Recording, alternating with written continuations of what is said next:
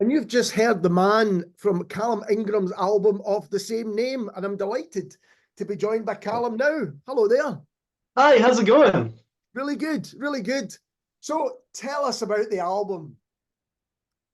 Wow. There's a short sentence, a short question, probably a really big answer. So go for it. It was a real journey through the ages of who I am as a person, who I am as a person now, and everyone in between. That's a really kind of a little bit of a statement there, because it really is, I've got so many people I really care about playing on the album. In production, I've got people I care about. I've always had such a great support from my family. That's in there. When I listen to the record, I really feel that everything that has led up to this point is in there, and it's a really beautiful thing to reflect on. So I'm really proud of the record, and I really feel it's the most me that I've ever been as well. So it's quite cool. Is this your debut album? No, I released the record like Yeah, a yeah. while ago, like 2012 or 2013, Yeah. and I like it, but this still in a way feels like a first album for me in a way. It just feels like that's the way I kind of want it to be finally. And I'm struggling to think of anyone else who plays rock cello as the way you do. How did you arrive at your sound and style?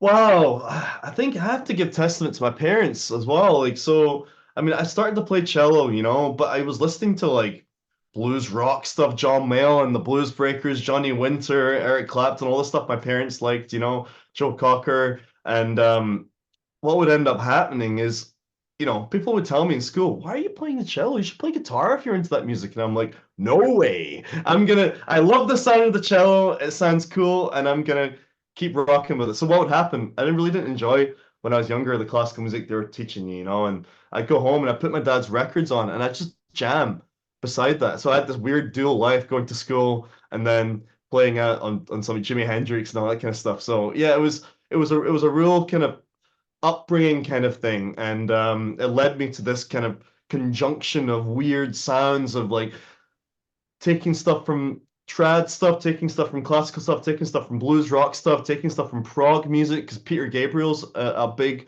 one for me. So yeah, it's a whole conjunction of lots of things throughout my whole life, really.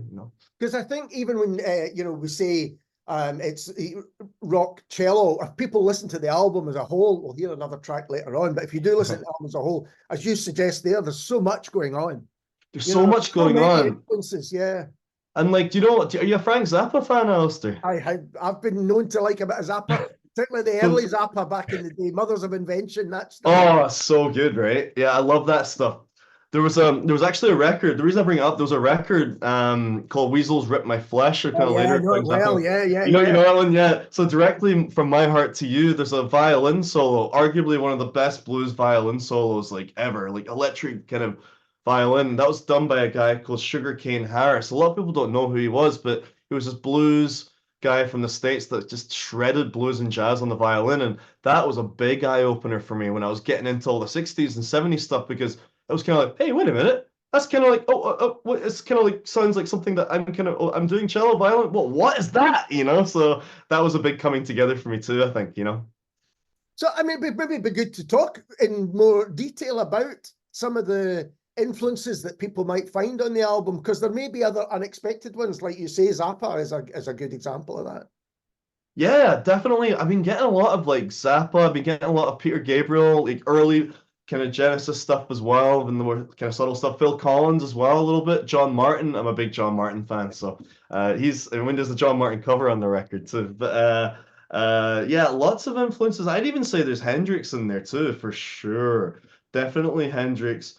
Trying to think what other things I was kind of listening to during the record. I mean, there's just so much influence-wise on there for me. I mean, John Mayer as well is a big one when it comes to songs like How You Move Me and the kind of more ballady songs, or Joe Cocker. I had that in my head when I was writing Strong and Alone, which was a really dark song for me, at that time. But, definitely the 70s, even going up into like the late kind of 90s as well. There's definitely influences there. Like I'm a big fan of John Martin's later stuff, like the Glasgow Walker record when he was been working out, all that stuff. There's so much there. But yeah. I've recently read a fantastic biography of John Martin by Oh, Graham I love Thompson. him. And it strikes me similarly to yourself. He's not an easy musician to categorize because folk might go, "Oh, John Martin." You listen to the first few albums, he's a kind of folk musician, which I think was a term he hated. But there was so much more Yeah. going on, particularly as he got kind of later on, and he was playing a lot of blues and jazz and all of those things, and a heavier sound as well. Well, he evolved, didn't he? He evolved through the ages. And I think that in itself is a big inspiration for me. Not that I'm chasing that, but it's more I resonate with that, and I really feel that feels true to me. It's like going back to like why I don't play, well, I do play guitar now, and there's a lot of that on the album, but as I grew up, but earlier on, I just loved the cello so much, and I really see instruments as genreless things. I don't see them tied to a certain genre because like, who has the right to say, oh yeah, I think that you can't play that and that. It's like, like look at this person do it, look at that person do it. Because I think it's like whatever's true to you is true beauty, in my opinion. Yeah. We had Paul Kelly from the martial arts on the show, and he was saying something similar that, he Oh. sometimes feels, he might like to do a big synth pop number, but it doesn't fit how people view him. He says, but no, if I want to do this, this is what I want to do because I like that kind of music as well as that kind of music. And it's Yeah. interesting just looking over your shoulder and seeing a cello, a banjo, and an electric guitar. I mean, that kind of sums up what's going on, I think, with you, Calum, really well. Watch the YouTube version for that and you can see that for yourself. And you've got, I think I'm right in saying you recorded the album as live, is that right? Yeah, so apart from 2 tracks, so what I did, I recorded at Morse Code Studios and Management, Brendan Moon Studio in Glasgow. And I chose that studio because one, it's got natural light. I hate being in a bunker where it's just so, I wanted the band to be somewhere light because then people have got more stamina, right? You've got more oomph to do what you want to do. So yeah, the majority of the album is all live, apart from Cup of Urethane and The World Around Us. And that's quite cool. So those 2 songs were co-writes between me and Michael G. Ronstadt. And Michael Ronstadt's a cellist and singer-songwriter too, and just so happens to be the nephew of Linda Ronstadt. I don't know if you know about Linda Ronstadt. It's really funny. It's like John Martin. It's like who? Oh yeah. Absolutely. When I first played the track on Cup of Urethane on the show, and I thought there can't be too many Ronstadts kicking about. So I did do a bit of background and went, oh yeah, he is related to Linda Ronstadt, who for people don't know is an absolute legend of kind of country and Americana. She's amazing. What a voice, right? Like what a voice. But yeah, that was really kind of a luck of the draw kind of thing. Like I was in Arizona. I go to Arizona. I've got family there, and I just so happened to be playing the show. I was supporting the Ronstadt brothers. He's got a band with his brother, and afterwards we just got on really well. And then lockdown hit, and then we said to each other, we actually left saying, "Hey, we should do something together." And then I just called him one day and went, "Is now the right time?" And he went, "I think so." So then we just ended up knocking together ideas first, and then sent them to each other, and then we just formed. We've got a lot more stuff that we might actually put into something later, in another project. But we thought it'd be cool to come up with a couple tracks for my record, and so he was really down with that. And yeah, we came up with those 2 tracks, and like I'm really proud of them. And what's cool about those, we just sent files back and forth across the Atlantic Ocean, and they just formed, and it was really cool how that came about. I mean, which is a very different way than having all the band in a studio and record Yeah. the rest of them. And how was that as a decision? How was that? Was that important to you to kind of play live as you would live? Yes, it was actually, because I enjoyed that process with Michael because that actually happened before we got in with the band. But what's interesting is that whenever I get in with the band, especially in this project, I actually demo all the tracks myself, in my room here. I play guitar, cello, drums, lots of things, and I kind of do a little makeshift version, then bring it into the studio and go, "Hey guys, let's just tear all this up and do something completely different." Then we get in the room and we jam and we come up with it and just that raw, natural live feeling, I love. Playing live is probably my favorite thing in the entire world. It really is just seeing the crowd enjoy it, like feeding off of them. even improvising, changing things, so, watching them, it's like a DJ working, I love that kind of thing. Just having the camaraderie with another kind of band member is so great, and I always have structures within my music, but I always make sure I put little areas in there so we can just go crazy. And you should mention who the band members, who else is on the album.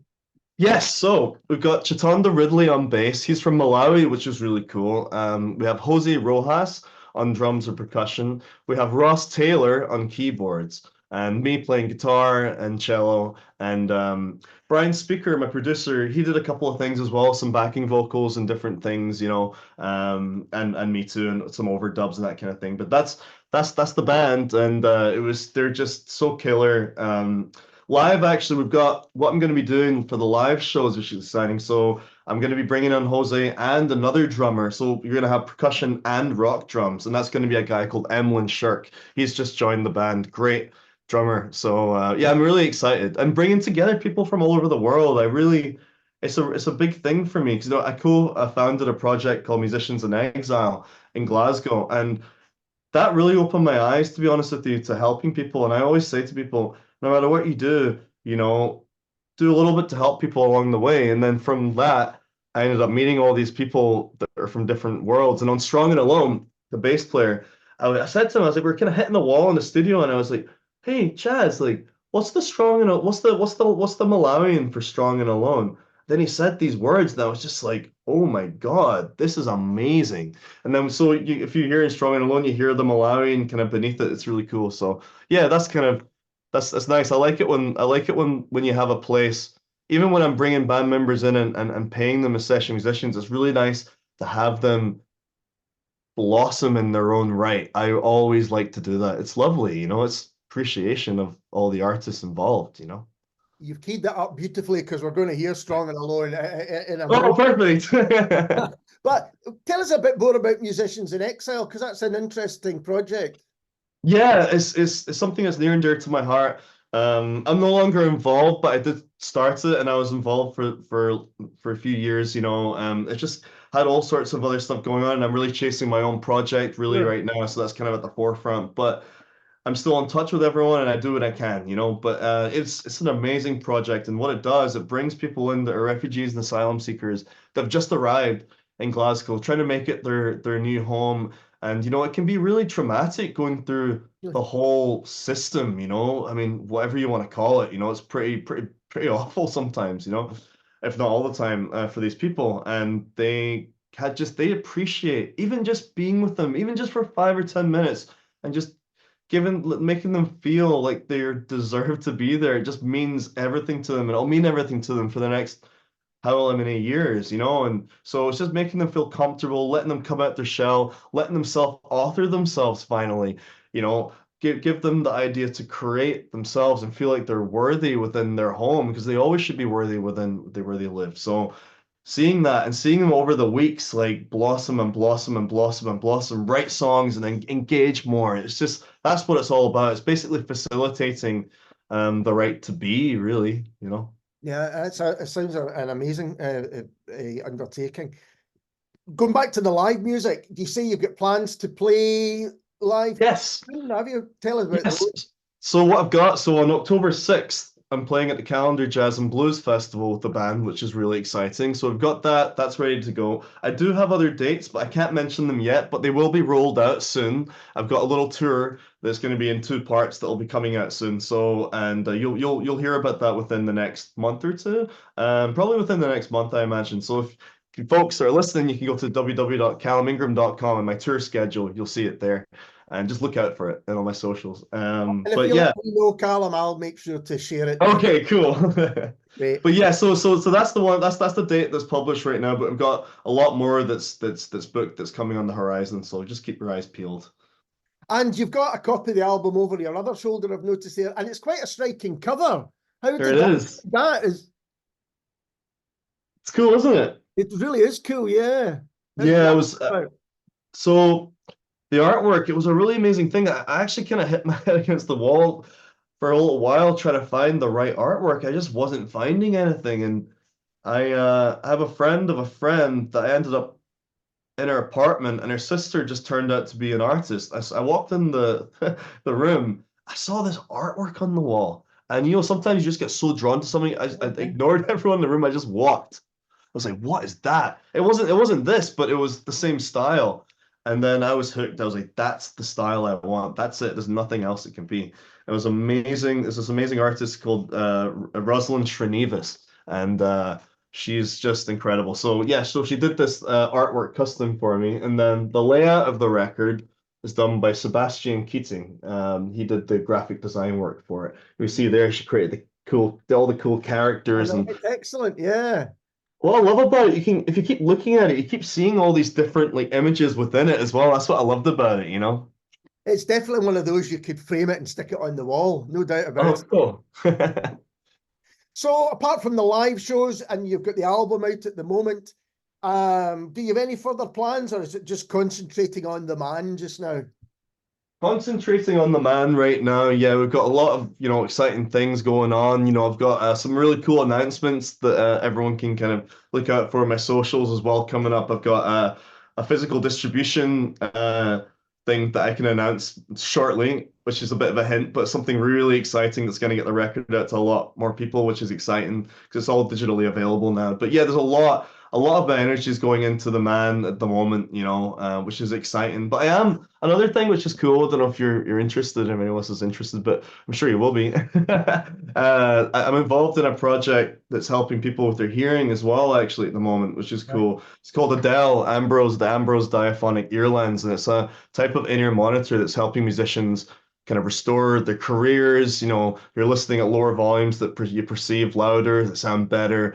It's bringing back people like Katie Tunstall back on the road, Brian Johnson from AC/DC. It's the same technology. It was invented by the original inventor of the in-ear monitor, Stephen Ambrose, and I met him about 10 years ago, over 10 years ago, because I had some hearing loss in my ear and I freaked out. The doctors didn't do anything, and I was like, "What am I going to do about this?" So I reached out to him. I've just been involved in the R&D and everything, so I'm helping musicians out as well as I go on my journey for my album. Like I said earlier, no matter what I can do, I always want to help people along the way, always. And I really genuinely mean that. Yeah, that's really interesting, and it could be a real game changer for many, many people by the sounds of it. Yeah. And now that the album's out, is there anything you would do differently, or are you just saying, no, this is the record I wanted to make? I think so, actually. I mean, the funny thing though about it is like I feel that way, but then I had this fear of like, oh, am I gonna be able to like, write any more right afterwards or whatever, or how long is it gonna take? I've been like just like churning out stuff. I've just been having loads of fun. It's like the excitement of the record's gotten me got me back into it, more into it, yeah, I mean, I love it. It's a big reflection of just who I am, like I was saying, and it's just like it feels so true to me. And all the songs in order, actually, this was actually quite a cool thing, I'll tell you. So when I was putting together the order of the tracks, I kind of got a bit emotional because it took me a while to find it. But then when I got the order, I was like, oh, that was like right in order of a lot of different things that have happened in my life, right to the end. And I was like, whoa, it's crazy. Give my mom a big hug, soppy. Soppy guy, but yeah, it was cool. I'm very proud of the record, and it looks like people are enjoying it, so that makes me happy to. Well, you should be very proud. That's an interesting point, because I will say it sounds like a complete album. It's not just a collection of songs. It feels like a whole thing. So if people have enjoyed the two tracks, The Man that we played at the beginning and Strong and Alone, which we'll play at the minute, they'll love the album. And as I said right at the start, Calum, nobody sounds like Calum Ingram. So when you hear it, we know it's you.